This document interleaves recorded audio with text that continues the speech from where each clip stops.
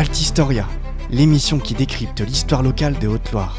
Pour chaque chronique, un invité expert d'un sujet de votre histoire locale. Altistoria, tous les mercredis à 19h et tous les samedis à 10h sur les ondes d'FM43, à retrouver sur Spotify ou sur www.radiofm43.org. Bonjour à tous chers auditeurs, bienvenue à Altistoria, la chronique qui décrypte l'histoire locale de Haute-Loire. Le territoire altiligérien est riche d'une histoire locale qui a façonné nos modes de vie, nos paysages et nos traditions jusqu'à nos jours. C'est pourquoi cette émission s'arrête le temps d'une chronique sur des faits historiques, sur des anecdotes parfois, pour comprendre l'histoire locale d'antan, les us et coutumes paysans qui rythmaient la vie locale des villages. Aujourd'hui, nous partons au XVIe siècle, lors de l'apparition du protestantisme allemand qui arrive peu à peu aux frontières françaises et bientôt en Haute-Loire, où les premiers conflits de religion apparaissent. Ces conflits vont créer des crispations au sein de la société médiévale altiligérienne et même, ils vont aller jusqu'à des guerres locales.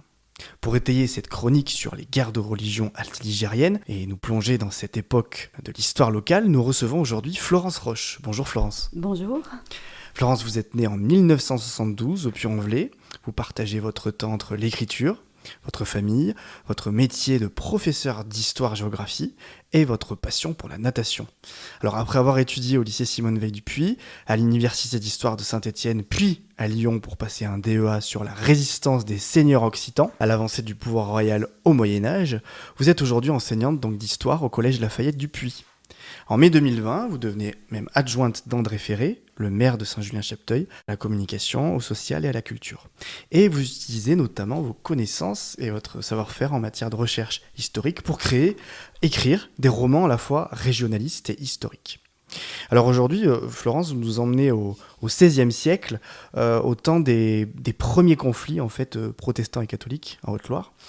Tout d'abord, j'ai envie de vous poser la question suivante. D'où viennent les premières idées protestantes en Haute-Loire ? Alors, les premières idées protestantes, en fait, elles ont souvent suivi le cours des routes, des fleuves, c'est-à-dire ça pouvait être des muletiers, des marchands ambulants, voilà, qui venaient du sud, qui venaient d'Allemagne plutôt, et qui ont commencé comme ça à diffuser la réforme.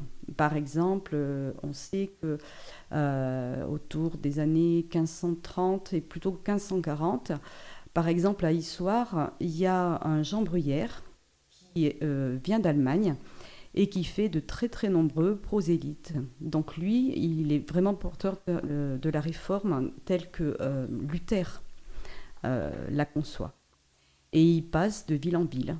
Et notamment, il va aller sur Brioude, où il va convertir une bonne partie de la population, aussi parce que les Briévadois étaient en conflit en fait avec les chanoines qui leur faisaient payer de lourdes redevances et qui ne leur accordaient pas de charte en fait pour autodiriger leur ville. Donc en fait, il y a ce contexte aussi de s'en prendre un petit peu à l'Église, à ses représentants, qui en plus sont souvent dépravés, et il faut bien noter que l'Église catholique est quand même très enrichie, très corrompue, et qu'elle impose beaucoup les villes, comme Brioude. Donc elle a souvent une mauvaise image, et la réforme, ça peut être aussi quelque chose de politique, et pas seulement religieux. C'est-à-dire c'est aussi une façon de faire de l'opposition aux catholiques, surtout aux grands évêques qui sont ni plus ni moins que des seigneurs, en fait, qui s'enrichissent. Donc les premiers conflits en Haute-Loire, de ces seigneurs qui s'enrichissent et tous les conflits qui naissent de ce protestantisme, ça provient de Brioude. On part de Brioude ? On part de Brioude, oui. Ouais. En Haute-Loire, en 1530, effectivement, ce fameux Jean Bruyère arrive à Brioude et là, la réforme va se diffuser, même jusqu'à la Chaise-Dieu, sous l'influence là carrément de muletiers qui étaient à Brioude et qui vont à la Chaise-Dieu. Voilà, et à partir de là, on va voir arriver des espèces de cohortes, des armées presque de réformés qui portent la réforme et qui veulent effectivement faire de nouveaux protestants, mais qui n'ont pas toujours un comportement bien chrétien, entre guillemets. Quant aux catholiques qui vont s'opposer eux, leur comportement ne sera pas non plus très respectueux des commandements, on va dire, bibliques. Alors justement, en 1562, on a un leader protestant qui se détache, qui sort un peu du lot. Il s'appelle le baron des Adrets. Alors il est apparemment qualifié à l'époque comme une sorte de brute épaisse, qui porte en fait un peu l'étendard protestant. Quel est son rôle en Haute-Loire au baron des Adrets dans la diffusion de ce courant protestant? Il a surtout semé la terreur, c'est-à-dire qu'il convertissait par la terreur, et en tout cas, il se défendait des catholiques par des manières qui étaient absolument terribles, genre écorcher vif, brûler vif. Alors, ce qu'on en sait, c'est qu'il apparaît en août 1562. Il est accompagné d'à peu près 8000 protestants, hein, donc qui dirigent d'une main de maître. Quand il arrive en Velay depuis le Dauphiné, la région du Dauphiné, il a déjà pris Annonay, Montbrison, et puis il est aux portes du Puy, à peu près en décembre 1562. Donc là, l'évêque prend très très peur et demande à la population du Puy de faire vraiment attention. Mmh. On sait que le 2 août, par exemple, un adepte du baron des Adrets n'était pas présent, mais un de ses adeptes, Blacon, va aller piller le monastère de la Chaise-Dieu, il va ravager la ville, et les moines vont devoir se réfugier dans la tour Clémentine, sinon ils auraient été complètement liquidés par Blacon, hein, qui était donc aux ordres du baron des Adrets. Donc c'est un type qui fait plus, à mon avis, qui a plus un rôle de bandit, un peu sanguinaire, qu'un véritable porteur du message de Luther. C'est ça. Pour moi, c'est plus des guerres, des espèces de combats politiques, de grands chefs, plutôt que vraiment un problème de religion. En fait, ce que vous voulez dire, c'est que le fond du problème, en fait, était presque politique, plus politique que religieux. Il me semble. Ouais, c'est quand même très, très politique, puisque la seconde personnalité qui va justement surgir et puis vraiment progresser et devenir tristement célèbre, c'est le baron de Saint-Vidal, parce que le baron de Saint-Vidal, il va être nommé gouverneur du Velay lorsque le baron des Adrets, il sème la terreur. L'évêque a très peur, il demande au roi de trouver un gouverneur, et le baron de Saint-Vidal va lutter contre le baron des Adrets et puis par la suite contre tous les porteurs de la réforme. Alors justement, ce baron de Saint-Vidal, c'est un autre personnage qui sort un peu du lot à l'époque sur ces conflits protestants et catholiques. Alors lui, il représente un peu le camp catholique. Hein, c'est ça, complètement. Ouais. C'était un catholique par contre vraiment chevronné, mais ce qui ne l'a pas empêché de commettre vraiment des horreurs. Voilà, ça je ne vais pas en parler parce que ça m'a glacé d'effroi. Adrets, il en a fait des belles, mais le baron de Saint-Vidal est un être qui a été capable d'une cruauté absolument terrible, notamment dans un combat à Saint-Agrève où il a été aveuglé.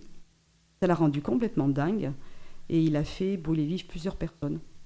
D'accord. Ouais, donc sauvagement. Des actes de barbarie. C'est ça, vraiment, ouais. 10 ans plus tard, après ce leadership là, du baron des Adrets dont on parlait en 1562, en août 1572, c'est un événement historique majeur qui naît en fait véritablement d'une décision de Catherine de Médicis, qui est de mettre à mal les protestants, de tuer en fait les protestants pour renforcer non seulement la religion catholique, mais surtout le pouvoir royal qui dépend en grande partie du clergé et du pouvoir catholique. Alors, à Paris, notamment, on assiste à une sorte de génocide des protestants en août 1572. Et vous nous disiez qu'en Haute-Loire, et notamment au Puy, on n'a pas de massacre. Non. C'est-à-dire que Catherine de Médicis et son fils, mais Charles IX, il n'était pas capable vraiment de régner. Elle a lancé en fait un appel aux prélats, aux évêques, aux archevêques, de poursuivre les massacres des protestants dans les grandes villes de France. Et effectivement, l'évêque du Puy, à l'époque, c'était l'évêque qui s'appelait, je crois, Antoine de Saint-Nectaire, ou je ne sais plus, il va pas obéir à cet ordre royal. Il va par contre réunir les protestants de la ville du Puy, parce qu'il y avait quand même des protestants qui vivaient au Puy. Ça se passait pas trop mal, on va dire. Et il leur dit, voilà, j'ai l'ordre de vous massacrer. Il y a eu des villes qui ont suivi l'appel royal. À Lyon, il y a eu des massacres terribles dans les quartiers protestants. Au Puy, c'est pas ça. L'évêque, il les convoque de façon plutôt bienveillante. Il leur dit, écoutez, convertissez-vous, abjurez, et on vous laissera tranquille. C'est ce qu'ont fait les protestants, en jouant la comédie. Je pense qu'en fait, il y avait un accord tacite. Voilà, on va faire ça, comme ça, l'évêque, il reste à peu près dans les clous vis-à-vis du pouvoir royal. Mais c'est un homme qui ne persécute pas. Par contre, au même moment, alors que la Saint-Barthélemy vient d'être produite et tout, il y a des protestants dans d'autres régions de la France qui, eux, vont se venger de la Saint-Barthélemy, et notamment en Navarre, d'où était originaire Henri de Navarre, qui venait d'épouser la reine Margot. Là, il y a eu vraiment aussi des massacres de protestants, mais sur les catholiques. Et donc on n'a pas au Puy de massacre, d'action forte contre les protestants. Tout ça, c'est un geste de pure volonté d'accalmie, c'est un geste pacifiste, ou est-ce que c'est un acte politique de la part de l'évêque du Puy ? Moi, je pense que c'est un petit peu politique, c'est-à-dire en gros, il y avait des protestants, mais bon, faites pas trop de prosélytisme et tout, je vous tolère. Voilà, après, on sait quand même que globalement, le Puy, ça a toujours été un bastion du catholicisme, avec les jubilés, avec le culte de la Vierge Noire, donc c'est quand même très catholique, et je pense tout simplement que l'évêque n'était pas inquiet. Il n'était pas inquiet. Voilà, il n'a jamais pensé, je pense, que sa cité passerait aux mains des protestants, même si à un moment, le capitaine Merle, un autre protestant un peu plus tard, va menacer la vie du Puy. En fait, le Puy va rester globalement très catholique. D'accord. Ce capitaine Merle, il intervient au même moment ou alors, le capitaine Merle, c'est un petit peu plus tard. C'est entre 1575 et 1580. À cette époque-là, c'est l'évêque Antoine de Saint-Nectaire, encore, oui, je crois, qui est au pouvoir au Puy, il me semble. Et en fait, il voudra absolument libérer Fayeux-sur-Lignon et d'autres villes qui sont sous contrôle d'un capitaine qui s'appelait Érard, mais qui travaillait pour le capitaine Merle, en fait. C'était des grandes compagnies qui, là aussi, faisaient des massacres, convertissaient de force à la Réforme. Et il avait pris notamment Tence, l'abbaye de Bellecombe, et Érard et le capitaine Merle, ils sont arrivés jusqu'au mur, en fait, du Puy. Donc là, l'évêque a tout de suite appelé le baron de Saint-Vidal. Il va mener une campagne sans aucune pitié. Il va repousser les protestants qui sont aux abords du Puy en commettant là des massacres absolument terribles, et pas que sur les soldats réformés, mais bien aussi sur des familles réformées. Là, il a été très très dur.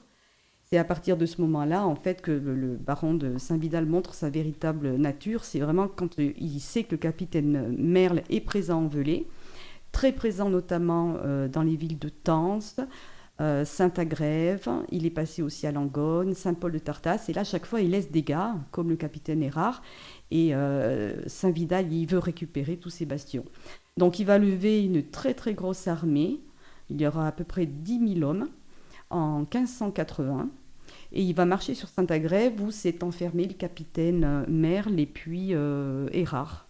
Et là, il va y avoir des terribles combats, mais Saint-Vidal va reprendre Saint-Agrève, qui retombera aux mains des protestants 4 années plus tard, je crois, parce que vraiment, là, ils ont eu le temps, en fait, d'être convertis.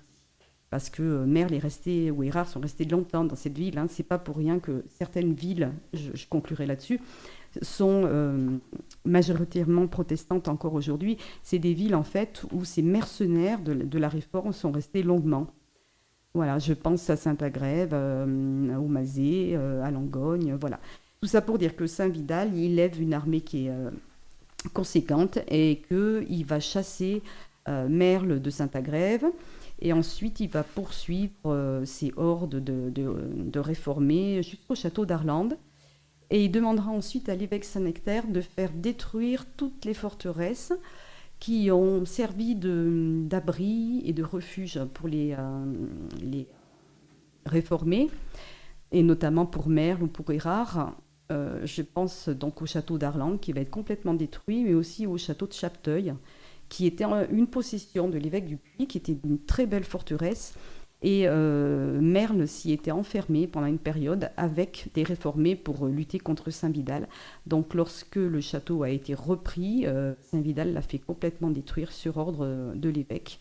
Comme beaucoup d'autres châteaux forts qui étaient encore des bastions, il n'y avait plus de guerre médiévale, mais ils étaient encore en état, en tout cas, de défendre et de protéger une population.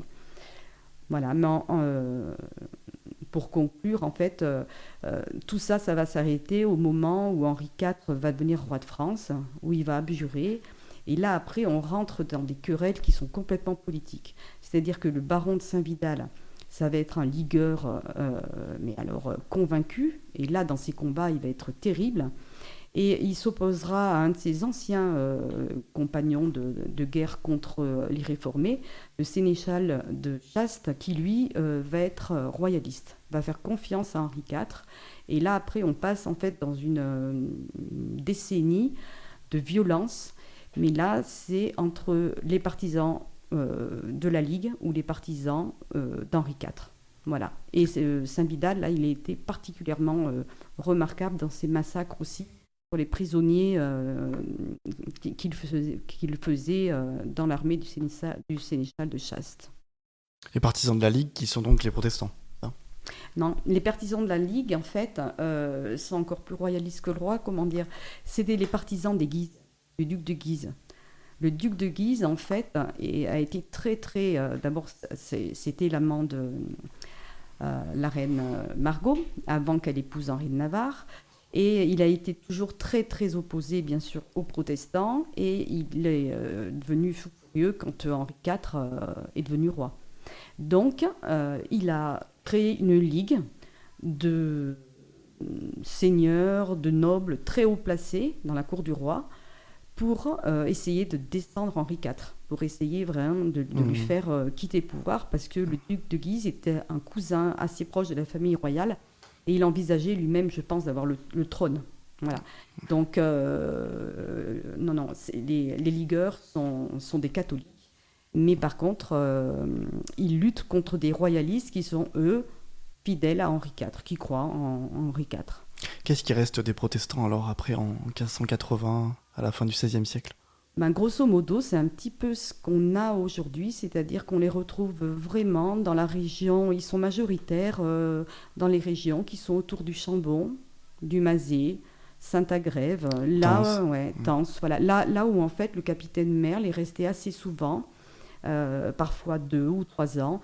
Il a vraiment converti les habitants, et je pense qu'il y a eu des conversions qui ensuite ont été familiales, et les gens sont restés protestants par culture, voilà. Alors qu'au Puy, il y a eu très peu de conversions, les réformés ne sont jamais restés vraiment en ville, il n'y avait que quelques protestants, et voilà, ils n'ont pas eu prise parce qu'ils n'ont jamais pénétré vraiment la ville et divulgué leurs idées. Donc aujourd'hui, c'est vrai que la Haute-Loire est plutôt bastion catholique, hein, on ne va pas le cacher. Victoire pour les catholiques alors ? Victoire, ouais, plutôt, ouais. À l'époque, en tout cas, c'est une victoire catholique. Ouais, complètement, ouais, complètement. Victoire royale aussi ? Complètement. Victoire royale. Parce qu'effectivement, Saint-Vidal, de toute façon, son combat va s'arrêter parce que le duc de Guise va être assassiné. Donc plus de ligueur. Henri IV, qui sera assassiné assez rapidement aussi, a quand même promulgué l'édit de Nantes, donc arrêt des combats entre protestants et catholiques. Donc ça s'arrête. Et dans l'État, en Haute-Loire, effectivement, victoire plutôt pour les catholiques, avec quand même un ourlet sur les Cévennes qui est resté protestant. Une fois que ces premiers conflits se terminent, Florence, à la fin du XVIe siècle, est-ce qu'on a d'autres conflits de religion qui arrivent en Haute-Loire au courant du XVIIe siècle ? Alors, pas particulièrement en Haute-Loire, mais très proche, en fait, notamment dans les Cévennes, puisque le roi Louis XIV va réformer l'édit de Nantes. Il va complètement, d'ailleurs, le déchirer, le suspendre, et il envoie ses meilleurs soldats, les dragons du roi, dans les régions où il y a beaucoup de protestants, et en l'occurrence, c'est dans les Cévennes. Alors, les dragons du roi vont commettre des actes absolument terribles contre ces protestants des Cévennes. J'entends par là une grande partie de l'Ardèche et puis de la Lozère. Ils s'installaient dans les familles, ils les forçaient à se convertir, sinon ils les massacraient, on enlevait les enfants pour les placer dans des orphelinats catholiques. Mais les protestants, qu'on a appelés les camisards, se sont vraiment, vraiment battus. Et il y a eu des batailles terribles entre les dragons du roi et ces camisards. Et beaucoup de familles réformées ont cherché en fait l'exil, ont quitté les Cévennes et sont venus se réfugier justement en Haute-Loire dans nos bourgs qui étaient à dominance protestante. Je pense notamment au Chambon. Il y a beaucoup de camisards qui sont venus vivre au Chambon, qui s'y sont réfugiés et qui apparemment y sont restés. D'où cette tradition d'accueil dont on parlera peut-être au cours d'une autre chronique, du Chambon-sur-Lignon, qui sera une terre d'accueil depuis ces années-là, en fait, et une terre de refuge. Merci beaucoup Florence pour cette chronique sur les guerres de religion en Haute-Loire. C'était un plaisir d'échanger avec vous sur ce sujet et d'écouter tout ce que vous nous avez fait parvenir comme information là-dessus. Merci. Je vous en prie. Merci à vous, chers auditeurs. On espère que cette chronique a été bénéfique pour vos connaissances et que vous avez passé un très bon moment en notre compagnie. On vous donne rendez-vous la semaine prochaine pour une autre chronique Altistoria. Altistoria, l'émission qui décrypte l'histoire locale de Haute-Loire. Pour chaque chronique, un invité expert d'un sujet de votre histoire locale. Altistoria, tous les mercredis à 19h et tous les samedis à 10h sur les ondes d'FM 43, à retrouver sur Spotify ou sur www.radiofm43.org.